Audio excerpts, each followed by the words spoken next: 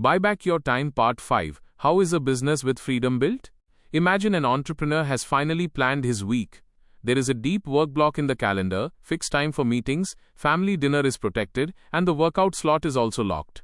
For the first time, he feels that life is coming under control. But then on Monday morning, an employee calls, "Sir, the customer is angry, what should I do?" Then another message comes, "Sir, there is an issue with the invoice." Then a third question, "Sir, should we give this client a discount or not?" And before he knows it, the perfect week starts breaking. The fear begins here, because if the team is dependent on the owner for every small decision, then no matter how perfect the calendar is, freedom will never come. And curiosity is born here. Where does real freedom actually come from? From time blocking, from delegation, or from a team that can make the right decisions even without the owner? In the previous part, we understood that an entrepreneur has to become proactive, not reactive. A reactive entrepreneur reacts to every call, every message, every email, and every urgency. His day passes in other people's priorities. A proactive entrepreneur designs his time in advance. He knows which work has to be done when, which tasks need to be batched, where buffer time should be kept, and at what time he should do his most important work. In Dan Martell's perfect week concept, the same idea appears. Your calendar should not just be a list of tasks, but a map of your priorities and energy. Dan Martell also explains it in his perfect week blog through energy blocks, batched people time, admin blocks, and protected family or workout time. But the story of the fourth part was incomplete at the point where Rachel created a perfect week to balance her boutique, family, and 75 hard challenge. She tracked her time, identified distractions, created a workout block, and protected family time too. This was important because an entrepreneur's life is not only business. Health, family, learning, rest, and personal growth are equally important. But the final lesson begins here. If an entrepreneur wants to protect his week, he must change not only his schedule but also his team and business culture. Because in business, the real problem is not only lack of time, the real problem is dependency. If every approval needs the founder, every client issue will be solved by the founder, every hiring decision will be made by the founder, every discount will be approved by the founder, and every small mistake will be fixed by the founder, then he will never become an owner. He will simply remain the most responsible employee of his own company. This is the same trap we saw in the earlier parts. In the first part, there was the pain line, where the entrepreneur realized that instead of giving freedom, the business was exhausting him.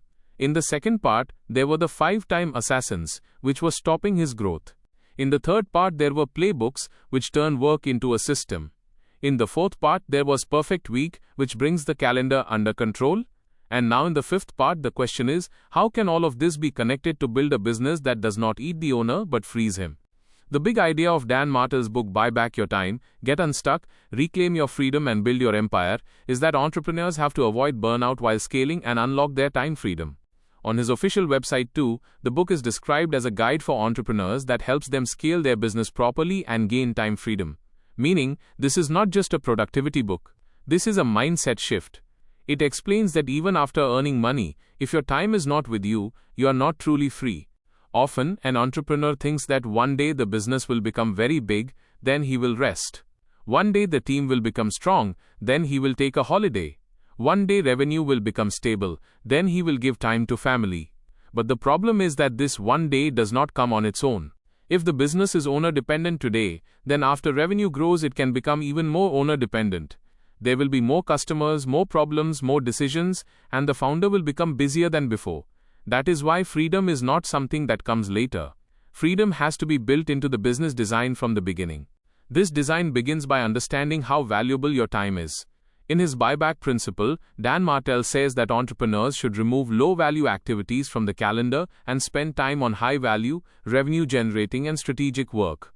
On his site, an example is also given to calculate the effective hourly rate by dividing annual revenue by 2,000 working hours so that the founder can understand the approximate value of his time and decide which tasks should be delegated. This does not mean every person has to be seen only in terms of money.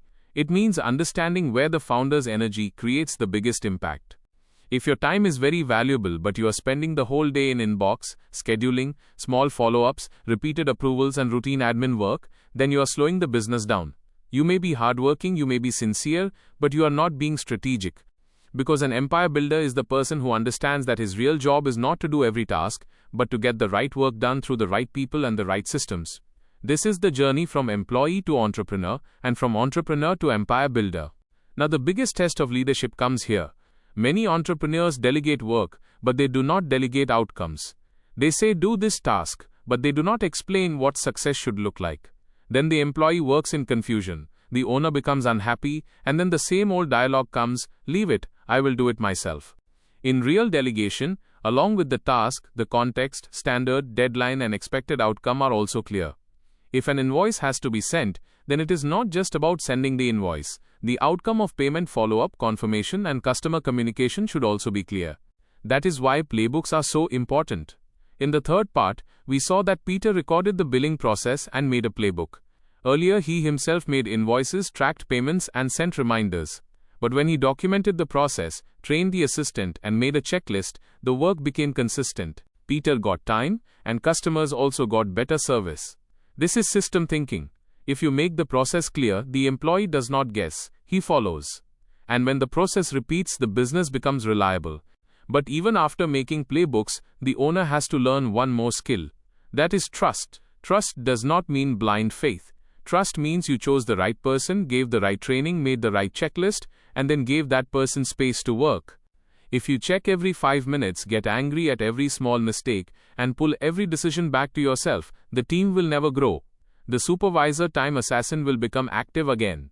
The team will remain owner-dependent and the owner will stay far from freedom. Growing the team means turning mistakes into learning. If an employee makes a mistake while following a playbook, the business will not become strong by only blaming the employee. Ask, was the playbook clear? Was the checklist complete? Was the training right? Was the authority defined? Were examples given? If the process is weak, improve it. If the person is weak, coach him. If the role is mismatched, reposition him. That is leadership. The founder's job is not to put out every fire himself, but to create a fire prevention system. Now understand the connection with perfect week again. Only when you have playbooks, the team is trained, and decision boundaries are clear, will your calendar be protected. Otherwise, your deep work block will break every day. That is why perfect week is not just personal discipline. It is a mirror of business maturity. If unnecessary interruptions are coming again and again in your calendar, it means that somewhere, process, people, or authority is broken. Many times, a calendar problem is actually a company structure problem. Rachel's story also gives the final lesson. She was a boutique owner, wife, mother, and fitness lover. She had many responsibilities, but she began managing them through Perfect Week. She blocked time for the 75 hard challenge, structured business tasks, and protected family time. But imagine, if her boutique remained dependent on her every 5 minutes, then her challenge would not survive. That is why delegation and systems are necessary even to protect personal goals. Freedom does not come only from the calendar, it comes from the systems that support the calendar. One thing worth noting about programs like 75 Hard is that it is a challenge based on discipline and consistency, which includes daily commitments like workout, diet, water, reading, and progress tracking. In Dan Martell's book, 2 such examples come in the context of discipline and life control, but the lesson here is not that every entrepreneur must do the same challenge. The real lesson is that if your schedule is always reactive, no personal commitment will survive. Whether it is health, family, learning, or faith, everything needs protected time. Now let us connect the story of the entire series. In the beginning, the entrepreneur starts a business with passion. Then he starts doing every task himself. Slowly the business grows, but the owner's freedom keeps decreasing. He reaches the pain line. He realizes that if he does not change now, even success will become punishment. Then he identifies his inner time assassins. Somewhere he is a staller, somewhere a speed demon, somewhere a supervisor, somewhere a saver, somewhere a self-medicator. He realizes that his own behaviors are destroying his time. Then he understands the 3 traits. First, he was giving time for money, meaning he was an employee in his own company. Then he learns to give money for time, meaning he becomes an entrepreneur. Then he uses money to build systems that create more money, meaning he starts becoming an empire builder. Then he does a time audit, an energy audit, and separates low value and high value work. He understands that being busy is not progress. Progress is when his energy goes into work that truly moves the business forward. After that, he makes playbooks. He turns the knowledge locked in his mind into a process. He records tasks through the camcorder method, creates the course, decides the cadence and makes the checklist. Now the work does not depend on his memory, it depends on the system. Then he creates a perfect week. He keeps buffer time, reduces context switching, stops bleed time, batches similar tasks, and places his most important work in high-energy blocks. He moves from reactive life toward proactive life. But the final transformation happens when he becomes a leader. Becoming a leader means he gives people not just work, but ownership. He gives the team not just instructions, but clarity. He turns the business not just into a revenue machine, but into a freedom machine. He understands that if the company cannot run without him, the company has not matured yet. Real maturity is when the founder is away for some time and still customers are served, the team makes decisions, processes run, and the quality of the business remains intact. There is one very important warning here. Buy back your time does not mean laziness. It does not mean running away from work. It also does not mean the founder should leave responsibility. It means the founder should identify his highest responsibility. If his work is to give vision, make strategy, build important relationships, and shape culture, then he should not drown in routine tasks. If he stays busy in every small thing, he will not be available for the big things. The entrepreneur must also understand that freedom is not bought once and kept forever. It is an ongoing practice. As the business grows, new responsibilities will come. Old systems will become outdated. New hires will be needed. New playbooks will be made. Perfect week will also change. The schedule that worked in the startup stage will not work in the growth stage. The team structure that is right today may become slow after 1 year. That is why the buyback mindset is a continuous loop. Identify, delegate, systemize, review, improve, and then repeat at the next level. Now, if a viewer is listening to this script and thinking that he does not have a big business, does not have a team, does not have employees, this lesson is still for him. If you are a solo creator, freelancer, shop owner, consultant, small trader, or early stage founder, your time is still valuable. You can start today. First, write down your tasks. Then see which work repeats. Then make a small playbook. Then protect one small time block. Then give one small task to a freelancer, assistant, tool, or employee. Freedom does not begin with one big decision. It begins with small right decisions. The biggest message of this final part is that business should exist to empower you, not consume you. If the business is taking you away from family, damaging your health, breaking your sleep, killing your creativity, and leaving you exhausted every day, then it is a signal that the system has to change. Hard work is necessary but not blind hard work. Passion is necessary but passion without process can become burnout. Growth is necessary but not growth that breaks the owner himself. The promise of Dan Martell's book is also the same. An entrepreneur can scale his business and avoid burnout.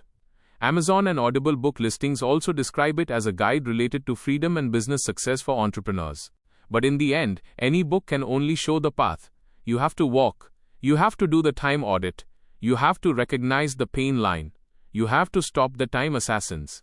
You have to make the playbooks. You have to follow the perfect week. You have to trust and train the team.